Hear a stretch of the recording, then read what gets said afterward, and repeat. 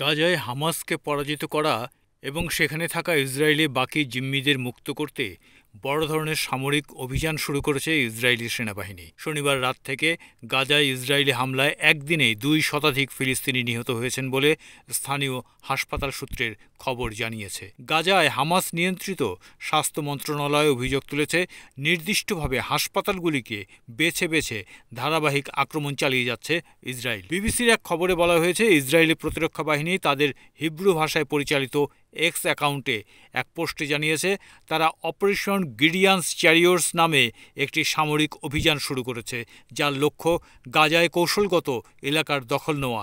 গত ২৪ ঘণ্টায় গাজা উপত্যকায় ১৫০টিরও বেশি সন্ত্রাসী লক্ষ্যবস্তুতে হামলা চালানো হয়েছে। জাতিসংঘের মানবাধিকার প্রধান ফলকার টুর্ক বলেছেন, ইসরায়েলের সাম্প্রতিক সামরিক অভিযান আন্তর্জাতিক আইন লঙ্ঘনের শামিল হতে পারে। সম্প্রতি কাতার, আমেরিকা এবং মিশরের উদ্যোগে চলতি বছরের ১৫ জানুয়ারি সামরিক যুদ্ধবিরতিতে রাজি হয় ইসরায়েল এবং হামাস গোষ্ঠী।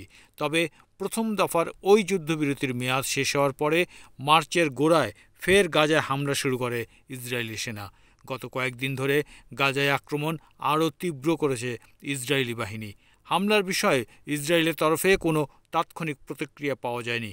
এক হামাস নেতা সংবাদ সংস্থা রয়টার্সকে বলেছেন, গাজায় রক্তস্রোত বন্ধ করতে হামাস সর্বতোভাবে মধ্যস্থকারীদের সহায়তা করবে। হামাসের এক জ্যেষ্ঠ কর্মকর্তা বলেছেন, ফিলিস্তিনিরা তাদের মাতৃভূমির সঙ্গে গভীরভাবে সম্পৃক্ত। তারা এই ভূমির প্রতি অঙ্গীকারবদ্ধ এবং নিজেদের জমি, পরিবার, সন্তানদের ভবিষ্যৎ রক্ষায় শেষ পর্যন্ত লড়াই করতে ও যে কোনো ত্যাগ স্বীকারে প্রস্তুত। ২০২৩ সালের অক্টোবর থেকে হামাস এবং ইসরায়েলের মধ্যে সংঘর্ষ শুরু হয়।